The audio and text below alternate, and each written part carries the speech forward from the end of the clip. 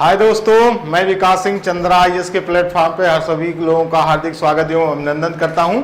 सारे लोग दीर्घायु हों, यशस्वी हों, हर्षित रहें, खिलखिलाते रहें, मुस्कुराते रहें। बेटा, आज फिर मैं एक बहुत अच्छे टॉपिक पे दोबारा डिबेट करने के लिए और बातचीत करने के लिए और समझाने के लिए उपस्थित हुआ हूं। परिवार, जिसकी पहली वीडियो आप लोग जो नहीं देखे होंगे वो जाके देख लेंगे। पहली वीडियो ऑलरेडी अपलोड हो चुकी है। तो फैमिली जो है, मैंने बताया था लैटिन वर्ड के फैमिलस वर्ड से बना है, जिसका मीन क्या होता है, शाब्दिक अर्थ क्या होता है नौकर। लेकिन नौकर और फैमिली का कोई एक दूसरे से अंतर संबंध नहीं है, ये उसकी बहुत संकीर्ण परिभाषा हो गई। परिवार क्या है? तो परिवार समाज की सबसे छोटी इकाई है। परिवार क्या है? तो कल मैंने बताया था परिवार दो या दो से अधिक लोगों का अंतः संबंधों को स्थापित करने की एक इकाई होती है, जो एक दूसरे से संबंध स्थापित करते हैं और वार्तालाप करते हैं। तो परिवार क्या है? परिवार एक तरीके से कह सकते हो, परिवार समाज की सबसे छोटी इकाई है। अब देखो, थोड़ा ध्यान, समाज, परिवार, शब्द को पकड़ो, शब्द को खोल दो। कुछ पढ़ने के बाद ऐसा सब कुछ विजुलाइज हो जाना चाहिए, कुछ भी रटने की जरूरत ना पड़े, तब जान लो पढ़ने का मजा आया, नहीं तो सब बेकार है। तो सबसे पहले समझो कि थोड़ा सा ऐतिहासिक परिप्रेक्ष्य में चलते हैं। भैया, परिवार आया कैसे? ऐसे तो था नहीं कि सीधा आ गए भैया ये हमारे पापा है, मामा है, दादा है, चाचा है, ऐसा कुछ नहीं था। बहुत पहले, हजारों साल पहले क्या हुआ कि हमारे यहाँ ऑस्ट्रेलोपिथेकस मानो, जावा मानो, क्रो-मैग्नान मानो, और मतलब पूरा पाषाण काल, मध्य पाषाण काल, नव पाषाण काल, या पैलियोलिथिक, मेसोलिथिक, नियोलिथिक एज ऐसे आते रहे और मनुष्य का कर्मिक विकास होता रहा। पहला एक टाइम पीरियड ऐसा था, मनुष्य को किसी खेती बाड़ी के बारे में कोई जानकारी नहीं थी। दे वर नैक्ड, दे एट अनकुक्ड फूड, वो नंगे रहते थे, वो कच्चा मांस खाते थे। फिर धीरे धीरे और सिविलाइज्ड हुए, वो थोड़ा पत्तियां उत्तियां पहनने लगे, और फिर थोड़ा और सिविलाइज्ड हुए, वो पका के खाना लगे, और उसके बाद व्हील्स की खोज हुई, एग्रीकल्चर की खोज हुई। और जब इन सब की खोज हुई तो दो छोटे छोटे कुटुंब का निर्माण हुआ। वहां से सब कुटुंब का जब निर्माण हुआ तो सबसे पहले जो यूनिट बनी वो क्या बनी? परिवार।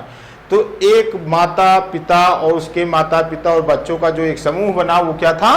परिवार। और जब कई परिवार एक जगह रहने लगे तो वो बना कबीला, और कबीलों से एक समाज का निर्माण हुआ, और एक समाज से बड़े बड़े जनपदाज बने, फिर महाजनपदाज बने, और फिर एक प्राकृतिक अवस्था आई जिसमें हॉब्स रूसो ने अपने अपने डिफिनेशन दिए। और तो फिर जब प्राकृतिक अवस्था आई, उसमें जब बहुत ज्यादा सत्य की बहुलता होने लगी तो सब लोगों ने कहा चलो बैठ के कोई अपना एक लीडर चुन लेते हैं। इस तरीके से मोनार्की सिस्टम यानी राजतंत्र का उद्भव हुआ, और वही राजतंत्र बाद में धीरे धीरे डेमोक्रेसी को, जब डेमोक्रेसी आ गई तो राजतंत्र को वो उसके जगह पर क्या हो गई? रिप्लेस हो गई। तो कहने का मतलब परिवार क्या है? परिवार समाज की सबसे छोटी इकाई है। और क्या कह सकते हो? परिवार बच्चे की प्रथम पाठशाला है। सर्वप्रथम बच्चा कहां सीखता है? परिवार में सीखता है। तो प्रथम परिवार, जो प्रथम पाठशाला है बच्चे की कौन होगी? परिवार। दूसरा क्या कह सकते हो? परिवार बच्चे के समाजीकरण का प्रथम आधार है। मतलब बच्चे का समाजीकरण सर्वप्रथम वो परिवार कहां से सीखता है कि किसके साथ मुझे कैसे रहना है। ये चोरी करना हो गया, ये पाप है, ये पुण्य है, ये अच्छा है, ये बुरा है। अच्छा क्या है, बुरा है क्या है, इस पे थोड़ा सा ट्विस्ट याद आ गया। एक चीज तो मैं बता दूं, एक बड़े अच्छे दार्शनिक थे जिन्होंने उनका नाम है, अभी नाम बता दे रहा हूं। तो उन्होंने कहा कि जो मनुष्य है ना, उसकी प्रकृति क्या है? बर्बर है, हब्सी है और ग्रीडी है। मतलब आप अगर किसी मंदिर में गए और आपको सोने का सिक्का बहुत बड़ा सा दिखाई दिया तो सर्वप्रथम आपके अंदर भावना क्या आएगी? ये सोने का सिक्का मैं उठा लूं। ये आपका मूल नेचर है। उन्होंने कहा जो मनुष्य का मूल नेचर है वो बर्बर है, हफ्सी है, लालची है। ये किसने कहा? मैकियावेली ने कहा। ये मैकियावेली ने कहा कि मनुष्य का ये मूल नेचर है कि उसके अंदर बर्बरता है, उसके अंदर ग्रीडीनेस है, लालची है, वो थोड़ा पाश्विक प्रवृत्ति का व्यक्ति है। लेकिन तुमने कहा ये मंदिर है और यहां से पैसा उठाना पाप होगा। क्यों? क्योंकि ये आपका सीखा गया व्यवहार है कि चोरी करना पाप होता है।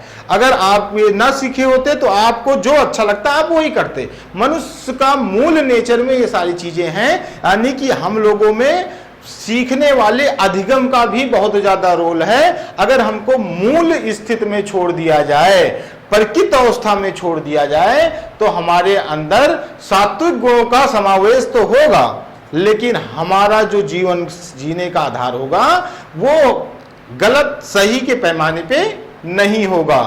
ठीक, अधिगम व्यवहार है, मतलब वो सीखा गया व्यवहार।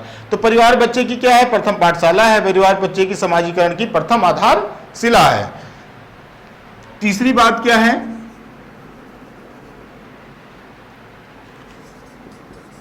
परिवार आपसी संबंधों का जाल है। परिवार आपसी संबंधों का, यहां नीचे नहीं दिख रहा होगा, अभी ऊपर इसको लिख दे रहे हैं। परिवार पारिवारिक सदस्यों का एक जाल है जिसमें हर आदमी एक दूसरे से जुड़ा होता है। सबके कुछ उत्तरदायित्व होते हैं, उस उत्तरदायित्व का वो निर्वहन करता है। तो ये बात कल परिवार पे हम लोगों ने बहुत अच्छे तरीके से कर ली थी। परिवार को मैंने बताया था कि मैकाइबर और पेज ने दो विशिष्ट मेनली दो भागों में बांटा है। एक तुम्हारा न्यूक्लियर फैमिली, न्यूक्लियर फैमिली का मतलब तुम्हारा एकल परिवार, और दूसरा तुम्हारी ज्वाइंट फैमिली यानी संयुक्त परिवार। इन दोनों के हम लोगों ने अच्छाइयाँ और बुराइयाँ दोनों पक्षों पे बहुत अच्छे तरीके से विवेचन किया था। जो उस वीडियो को देखेंगे तो आपको बहुत ही आनंद आने वाला है। तो जो उस वीडियो को अभी नहीं देखे हैं वो जरूर उस वीडियो को देखेंगे, उसके बाद इस पर आएंगे तो उनको समझ में आएगा।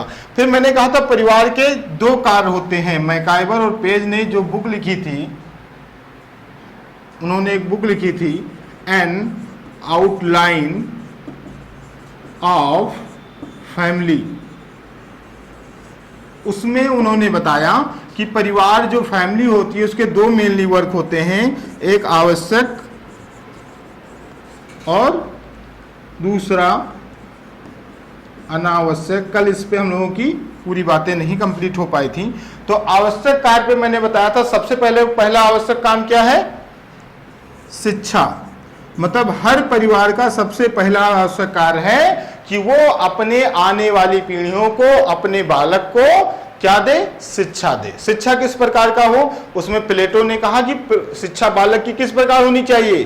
प्रकृति के गोद में होनी चाहिए। तो किसने कहा कि प्रकृति की गोद में? बालक के पिता को अपने बालक की शिक्षा प्रकृति के गोद में देनी चाहिए। ये किसने कहा? प्लेटो ने कहा। अब शिक्षा ये परिवार का एक आवश्यक अंग है, क्योंकि शिक्षा ही मनुष्य को क्या बताता है? पशुवत से नैतिक और मनुष्यिक गुणों का समावेश करता है। अगर हम मनुष्य हैं तो हमारे अंदर हम एक पशुवत व्यक्तियों से अलग अगर हैं तो सिर्फ उसका मूल श्रेय किसको जाता है? शिक्षा को जाता है। बट कोई भी स्टूडेंट अगर सिविलाइज्ड होगा, उसको जिस तरीके की शिक्षा दी जाएगी वो उसी तरीके के रास्ते को फॉलो करेगा। जैसे अगर किसी के अंदर धार्मिक कट्टरता की शिक्षा दी गई तो कहो आतंकवादी बन जाए, किसी के अंदर सेकुलरिज्म की शिक्षा दी जाए तो उस तरीके, मतलब रूसो ने कहा कि जो बच्चे होते हैं वो मिट्टी के जो मिट्टी, कच्ची मिट्टी, गांव में जो मिट्टियां होती हैं उसको आपस में सान दो, वैसे होते हैं कि जो कुम्हार लोग बनाते हैं उस मिट्टी को समझो। उसने कहा मैं जिस बच्चे को चाहूं, जो चाहूं वो बना सकता हूं। उनका शिक्षा व्यवस्था उस तरीके से रखते हैं, बच्चे कि कच्चे मिट्टी के प्याले होते हैं जिनको मैं जिस सांचे में चाहूं उसमें प्रयोगित कर सकता हूं। चलो, तो शिक्षा पहला का अधिकार मैंने बताया कि शिक्षा का अधिकार जो है या हर परिवार का ये आवश्यक कर्तव्य है कि वो अपने बच्चे को शिक्षा दे। अब शिक्षा दे, ये तो सही है। राज्य का भी हमारा जो है कर्तव्य, मैंने कल बताया था हमारे जो फंडामेंटल राइट्स हैं बेटा, वो मैंने बताया था तुम्हें, तुम्हारा 14 से 18 तक जो है ये क्या है, समानता का अधिकार है, राइट टू इक्वलिटी है। 19, 20, 21, 22, 19 से लेकर 19, 20, 21, 22 ये क्या है, स्वतंत्रता है। फिर 23, 24 यानी ये राइट टू फ्रीडम है, राइट टू इक्वलिटी है। 23, 24 ये क्या है, शोषण के विरुद्ध यानी कि राइट टू अगेंस्ट एक्सप्लॉयटेशन है। और 23, 24, 25, 26, 27, 28 मतलब 25 से लेकर 28 तक ये तुम्हारा क्या है, राइट टू रिलीजन। तो तुम्हारा धार्मिक right to freedom of religion, ये तो हमारा धार्मिक स्वतंत्रता का अधिकार है। और आर्टिकल 29 और 30 ये तुम्हारा जो है right to education, culture and education, ये तुम्हारा right to culture and education क्या है, तुम्हारा मौलिक कर्तव्य है। इट्स योर फंडामेंटल राइट्स, मतलब राज्य का भी कर्तव्य है 2009 के अकॉर्डिंग कि 0 से 14 वर्ष तक के बच्चों को निःशुल्क शिक्षा और खाने की व्यवस्था उपलब्ध कराएगा। और फिर अनुच्छेद 30 के बाद 31 हमारा था संपत्ति का अधिकार, जो अब हमारे फंडामेंटल राइट से हट गया है। पहले हमारे 7 फंडामेंटल राइट्स थे, अब 6 हैं। और फिर आर्टिकल 32 ये हमारा लास्ट जो तुम्हारा है वो क्या है, संवैधानिक उपचार का अधिकार यानी कॉन्स्टिट्यूशनल रेमेडीज, इसको संविधान की आत्मा कहा गया है। ठीक, चलो उस पे हटते हैं। तो पहला क्या हो गया, शिक्षा का अधिकार। दूसरा हो गया आर्थिक उपागम, मतलब इकोनॉमिकल फैक्टर। भाई परिवार का कर्तव्य है कि वो इतना धनार्जन करे कि अपने परिवार के लोगों का 3 चीज चला पाए, रोजी रोटी कपड़ा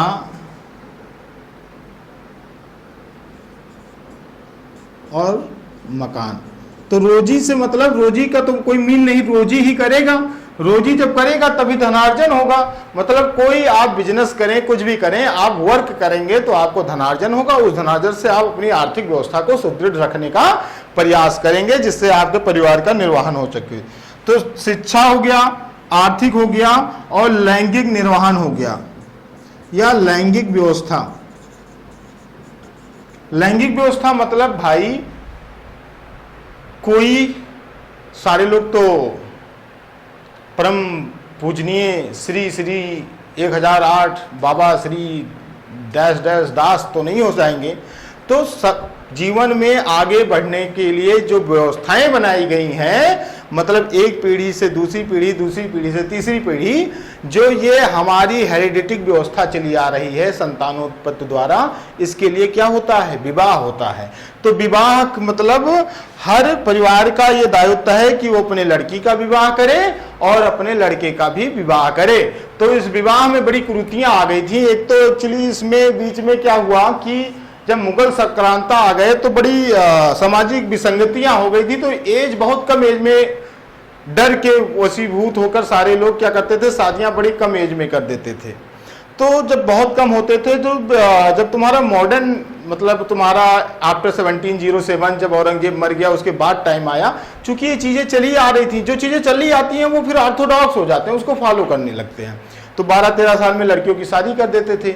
अनमेच्योरिटी से बच्चे जो है वो अभी बच्चे रहते थे और लड़के लड़कियां दोनों जो है फिर इकोनॉमिकल तरीके से जूझते रहते थे, क्योंकि मेंटल लेवल पे उतना मेच्योर नहीं हो पाते थे। तो फिर उसके लिए मैंने बताया था शारदा एक्ट एक आया था 1929 में, सबसे पहले शारदा एक्ट आया और जिसमें ये कहा गया लड़कियों की शादी 14 साल के पहले की जाएगी तो क्या होगा, कानूनन अपराध होगा। फिर बाल विवाह निषेध अधिनियम, बाल विवाह प्रतिषेध अधिनियम, ये तुम्हारा 2006 में आया था और 2007 में फॉलो हुआ था, जिसके अकॉर्डिंग लड़कियों की शादी 18 और लड़कों की शादी 21 साल से कम होना कानूनन जुर्म है। मतलब इनको उस स्थिति तक लाया जाए जब तक इनके शरीर का पूर्ण विकास हो जाए और मानसिक, शारीरिक और बौद्धिक रूप से ये लोग अपने संतान का पालन पोषण करने के लायक हो जाएं। ठीक, अब वो अलग बात है कि 40 साल तक आप तो कंपटीशन का प्लस बहुत ज्यादा पॉपुलेशन है तो जमाना चलता रहता है, 40 साल तक लोग पढ़ते रहते हैं। भाई एक सिकंदर था, निकला मैसिडोनिया से 33 वर्ष की एज में, वो पूरा इंडिया यहाँ आया सिंध के पास, और यहाँ इंडिया में भी थोड़ा जीता या हारा, वो अभी डिस्प्यूट मैटर है, बाद में बताएंगे। और वो पूरा जीतते उठते हुए पूरा सब कुछ जीत के सिर्फ 33 साल की एज में वो बेबीलोन में मर गया। मतलब 33 साल में उसको कहते हैं विश्व विजेता। अब क्या कहते हैं, 35 साल तक तो तैयारी करते रहते हैं, समझ ही नहीं पाते करना क्या है। 36-40 हो गया तो कहते हैं चलो कुछ नहीं करना, चलो खेती करनी है। तो भाई ये इतनी चीजें समझ गए ना कि कैसे कैसे फैमिली बनी और समाज में कैसे कैसे पहले मनुष्य आए, मनुष्य का जब धीरे धीरे कर्मिक विकास हुआ तो परिवार बने, परिवार में फिर कबीले बने, कबीले से समाज बना, समाज से बड़े बड़े तंत्र बने, बड़े बड़े तंत्र से देश बना, और देश में फिर जब ये अराजकता का माहौल आया तो सब लोगों ने अपना एक लीडर चुना जिसको क्या नाम दिया गया, राजा, और उस व्यवस्था को नाम दिया गया राजतंत्र। और राजतंत्र में जब बहुत ज्यादा क्या आ गई बुराइयां तो उसकी जगह पर फिर आ गया कभी कभी डिक्टेटरशिप आ गया, तानाशाही, उसमें भी बुराइयां आई, तो फिर क्या आ गया, डेमोक्रेसी आ गई, लोकतंत्र आ गया। यानी all people they have cross 18 year they have right to vote, जिसमें हम लोग वोट द्वारा चुनते हैं। और हम लोगों की उम्र कितने एज पे हम लोग चुनते हैं किसी को, तो भैया हम लोग चुनते हैं कॉन्स्टिट्यूशनल अमेंडमेंट 61 1989 में एक संवैधानिक संशोधन हुआ था जिसके तहत 21 साल से घटा के हमारी उम्र 18 वर्ष कर दी गई थी।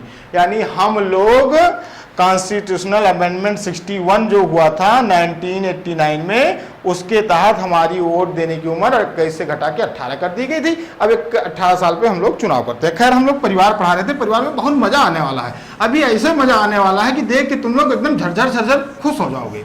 चलो आते हैं फिर, ये थोड़ा गंदगी फैला रहा है, इससे करते हैं काम। स्क्रीन शॉट ले लिया करो जब कुछ। खैर मैं इतना सुंदर तो नहीं लिखता बेटा, लेकिन मैं लिख सकता हूं। अधिगम मतलब होता है सीखना, और अधिगम का तुम लोग जो बीएड किए होंगे तो समझ ही रहे होगे कि अधिगम कितना यूज होता है हर जगह। अधिगम अधिगम अधिगम, गमागम अधिगम।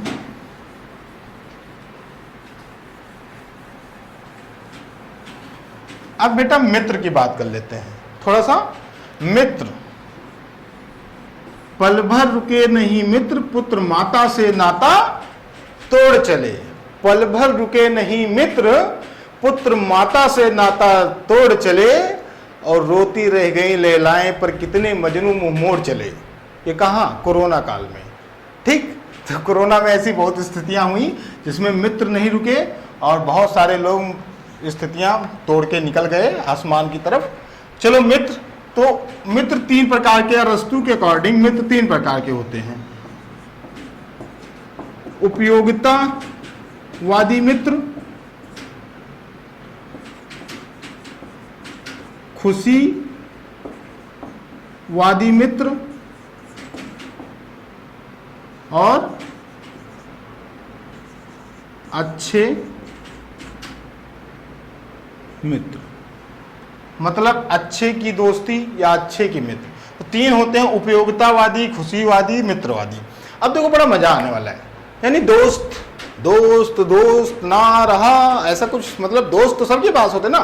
तो दोस्त क्या हैं आप लोग समझ रहे होंगे। पहला, आज के ट्रेंड में जितने भी दोस्त हैं उसका 99.9999% लोग दोस्त कैसे हैं, उपयोगितावादी दोस्त हैं। अरस्तु के अकॉर्डिंग, अरस्तु जी ने कहा भैया अरस्तु को हल्के में ना लो, सिकंदर के गुरु थे तो हल्के में इनको भी लेने लायक नहीं था। किसको, चाणक्य को। उस समय जब अरस्तु ने इंडिया पे अटैक किया था तो हमारे यहाँ कौन था, चंद्रगुप्त मौर्य था। कहो लड़े नहीं तो बहुत मारता, बहुत तगड़ा था चंद्रगुप्त मौर्य, बहुत उस समय मारता, भाग जाते वो। 3 लाख की सेना थी उसके पास। तो अरस्तु भाई साहब ने कहा 3 तरीके के मित्र होते हैं, उपयोगितावादी, खुशीवादी और अच्छे मित्र। उपयोगितावादी मित्र कैसे होते हैं कि भाई तुम मुझे अपना बुलेट दे दो आज चलाने के लिए तो मैं तुम्हें पिज्जा खिलाऊंगा, या ऐसा करो कि मैं पेट्रोल डाल दूंगा, तुम अगर ये कर दो, मतलब तुम ये करोगे तो मैं ये करूंगा। एक टर्म कंडीशन पे जो दोस्ती होती है कि भाई अगर तुम आज मुझे यहां घुमाने ले चलोगे तो कल मैं तुम्हें ट्रीट दूंगा।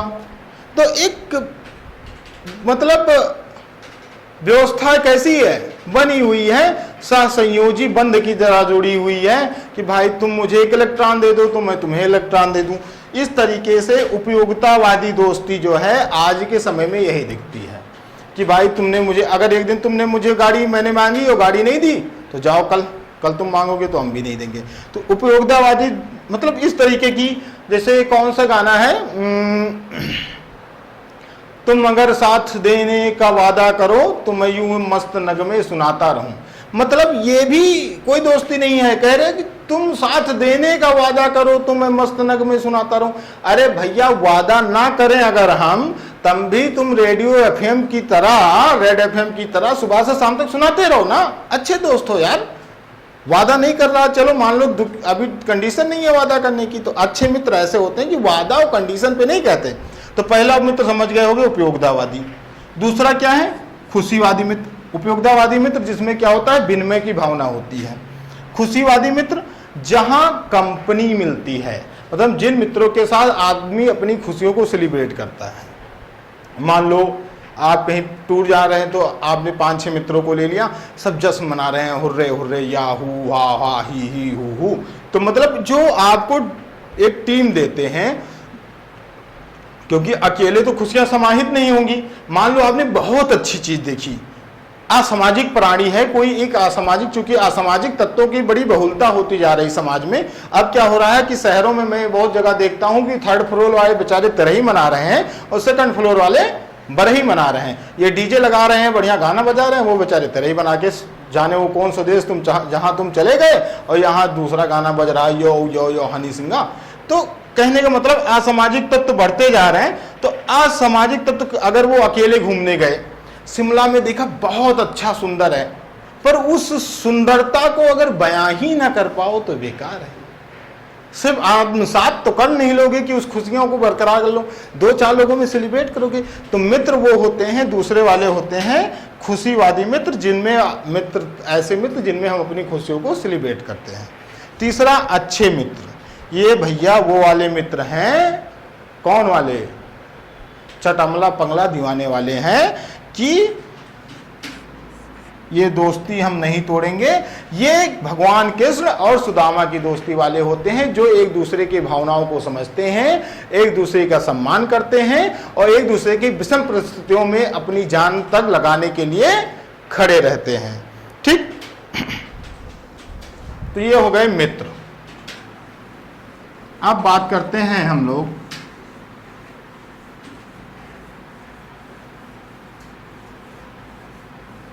थोड़ा सा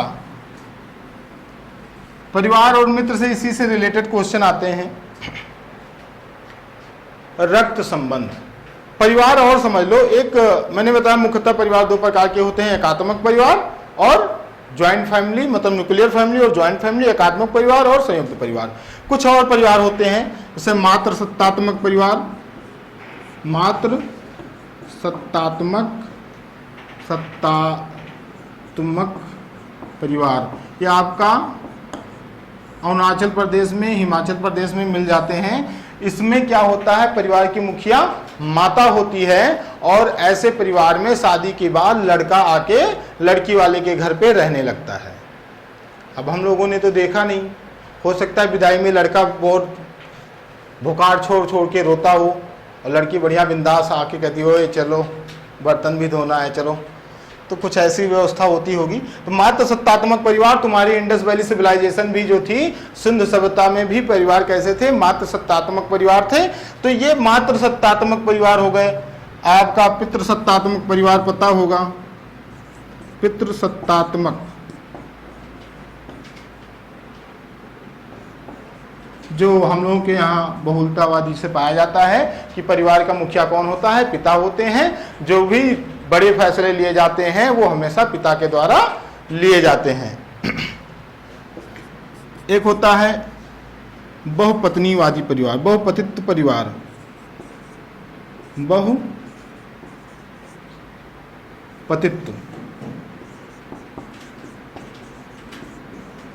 एक परिवार ऐसा होता है जिसमें एक पत्नी के कई पति होते हैं। खस जनजाति में जो है ऐसे परिवार मिलते हैं जहां लड़कियों की संख्या बहुत कम होती है, वहां पूरे परिवार में कई भाइयों के बीच में सिर्फ एक पत्नी होती है, उसको बोलते हैं बहुपतित्व परिवार। और ऐसे बहुपत्नी वाला तो बहुत पहले से सिस्टम में था कि एक पति के बहुत सारी पत्नियां हुआ करती थी, पहले से सिस्टम में ये था। और इन सारे सब सिस्टमों को जो कुरीतियां थी, ये कुरीतियां थी और इनको मद्देनजर रखते हुए सरकार ने इन सारी चीजों पे क्या लगा दिया, बैन लगा दिया, क्योंकि लड़कियों की संख्या बहुत तेजी से लिंगानुपात कम होता जा रहा है। सबसे कम सेक्स रेशियो कहाँ का है, कमेंट में बताना। और सबसे अच्छा सेक्स रेशियो इंडिया में कहाँ का है, और इंडिया का टोटल सेक्स रेशियो कितना है, सब बताना। चलो ये हो गए मित्र। अब थोड़ा सा एक बात कर लेते हैं रक्त संबंध पर, उसी के साथ हम लोग अपनी वाणी को भी विराम देंगे। ठीक, रक्त संबंध, बेटा रक्त संबंध, इसके पहले बात करेंगे। ज़्यादा ये बातें होंगी जब हम साइंस का कोई लेक्चर लेंगे तो उसमें बात करेंगे ब्लड ग्रुप। तो बेटा ब्लड ग्रुप कितने होते हैं, 4 A B AB और O। इसकी खोज किसने की थी, Karl Landsteiner, Karl Landsteiner.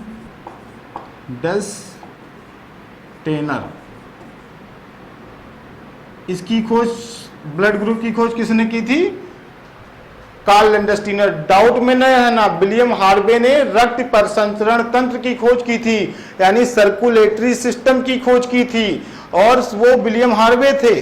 Blood group की खोज किसने की थी, तो कार्ल लैंडस्टीनर ने की थी, जिसके अकॉर्डिंग 4 ब्लड ग्रुप होते थे, ए बी होते हैं, ए बी ए बी और ओ। क्लियर। हर व्यक्तियों में इनके सिवा 5वां कोई ब्लड ग्रुप नहीं पाया जाता।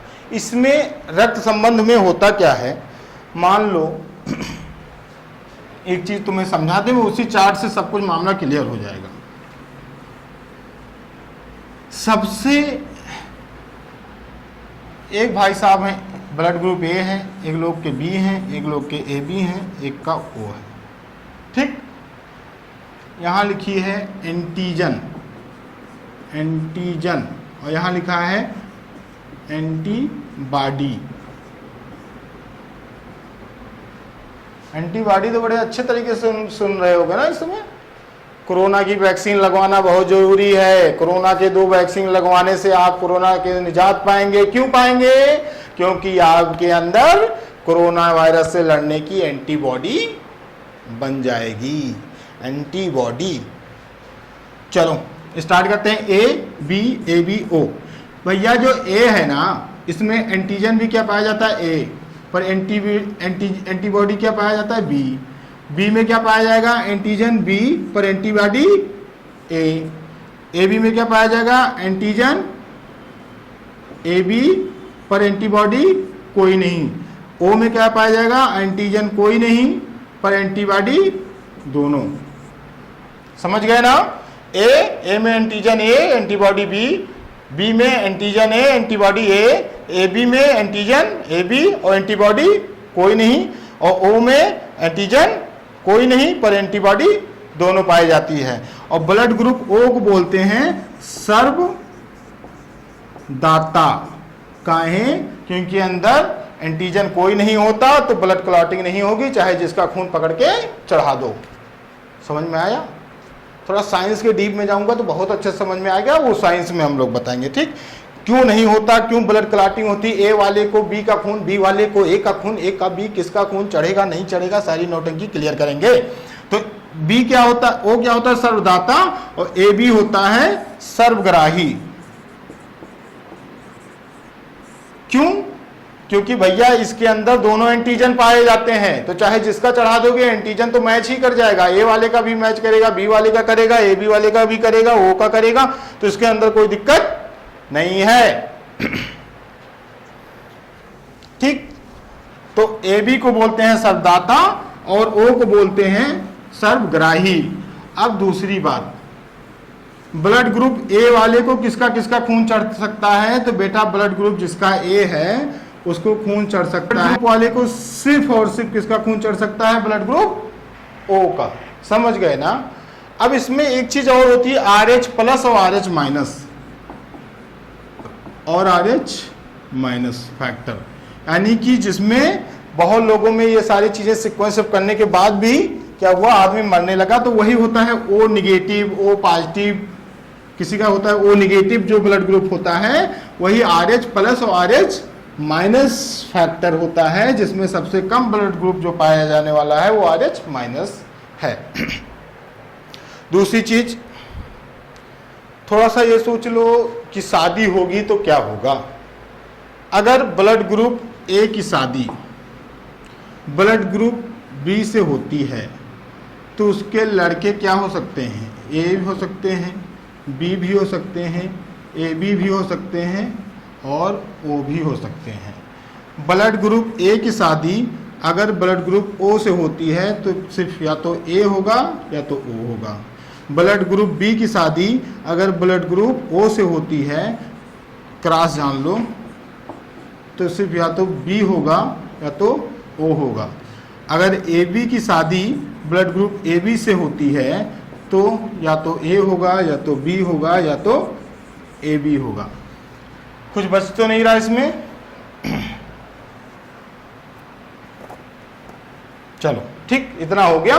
तो इस तरीके से थोड़ा सा हम लोगों ने, ये साइंस का है, साइंस के लेक्चर में इसको बहुत अच्छे तरीके से हम लोग खत्म करेंगे। मुझे उम्मीद है कि आप लोगों को थोड़ा बहुत समझ में आया होगा, और पुराने लेक्चर पे जब जाएंगे उसको देखेंगे तो इसको समझ में आएगा। ठीक, और पढ़ने के लिए देखो ऐसा है ना कि पढ़ने के लिए पहले विचार तो बना लो कि पढ़ना है, और पढ़ना है ये फिक्स है, नहीं जैसे हिम्मत कसो उसके बाद डेल्टा प्लस वेरिएंट का नाम आ जाए तो सोचो सिलेक्शन तो दो तरीके से हो रहे हैं। भाई सिलेक्शन दो तरीके से हो रहे हैं। एक तो भगवान जब कोरोना का पीक आता है तो भगवान की तरफ से भी रोज 25,000 30,000 सिलेक्शन होते रहते हैं। इधर भी सिलेक्शन लेना किधर है, ये आपका मैटर नहीं है, भगवान का मैटर है। नहीं तो वो वाला सिलेक्शन सोचो कि भगवान वाला सिलेक्शन भी चल रहा है, कहीं उधर ना सिलेक्ट हो जाए, उसको सोच के तुमने इधर की पढ़ाई गंवा दी, वो पेपर आ गए, तो क्या होगा क्या नहीं होगा, सबका निर्धारक आपका छोटा सा 1400 सीसी का माइंड नहीं करेगा। ये कार्य किसका है? ईश्वर का है। आपका कार्य है कर्म करना, और आप पूरी शिद्दत के साथ, तन्मयता के साथ, समर्पण के साथ, निष्ठा के साथ, प्रतिष्ठा के साथ सिर्फ एक काम करते रहिए, आप अपनी पूरी क्षमता के साथ जो कर्म कर रहे हैं उसको करिए। मतलब गेम मत खेलिए, ऐसा नहीं कि खेलो, गेम खेलो। हाँ, एक मारिया मॉन्टेसरी थे, उनको हम भूल गए, एक भाई साहब थे मारिया मॉन्टेसरी, इन्होंने, ये बहुत बड़े शिक्षाविद थे, और इन्होंने कहा जो कुछ भी सीखो खेल खेल में सीखो। इन्होंने कहा कि जो भी सीखो खेल खेल में, बच्चे को खेलने दिया जाए और खेल खेल में सीखे। लेकिन आज का जो आधुनिक परिवेश है, बच्चे को मिट्टी लग जाती है तो माँ कहती है ओ सिट, बच्चा कहाँ चला गया, मिट्टी लग गई, ओ छी क्या लग गया, ओ सो इसे साफ करो। बच्चा अगर गिर गया, थोड़ा सा कट गया, तो उसको कहो आईसीयू में लेके भाग जाए कि बच्चे की एक बूंद, भैया ले चलो इसे, तुरंत क्या हो गया भाई, ब्लड का एक ड्रॉप गिर गया। ऐसे अवस्था में, इस परिवेश में तो महाराणा प्रताप जैसे लोग, शिवाजी जैसे लोग कभी पैदा ही ना होते, जो एकदम जूजू बना देते हैं, डालडा जैसे बना देते हैं। डालडा को कभी देखा है? कढ़ाई में डाल दो, नीचे से हीट दो, तो डालडा यूं यूं यूं यूं यूं यूं, और थोड़ी देर में क्या होता है, गल के पूरा तेल हो जाता है। ऐसे आज का जो परिवेश है, इसमें बहुत सारे ऐसे लोग होते हैं जो अपने बच्चे को इतना सॉफ्ट, इतना हाइजीनिक वातावरण में रखना चाहते हैं कि बच्चे को मिट्टी ना लगे, बिल्कुल गाय के पास ना जाए, काऊ टच ना कर जाए, ये ना कर जाए, वो ना कर जाए, और इतना हाइजीनिक बना देते हैं कि बच्चा डालडा बन जाता है। चूटी पाई सॉफ्ट सा, एकदम क्यूट सा दिखने वाला बच्चा, जब उसे एसी से निकाल के अगर 1 घंटे के लिए धूप में खड़ा कर दो तो वही कंडीशन होगी जो डालडा को नीचे से हीट करने पे होता है, थोड़ी देर में वो भी गल के पूरी तरीके से लिक्विड हो जाएगा। खैर चलो, हम लोग नेक्स्ट क्लास लेंगे। जय हिंद, जय भारत।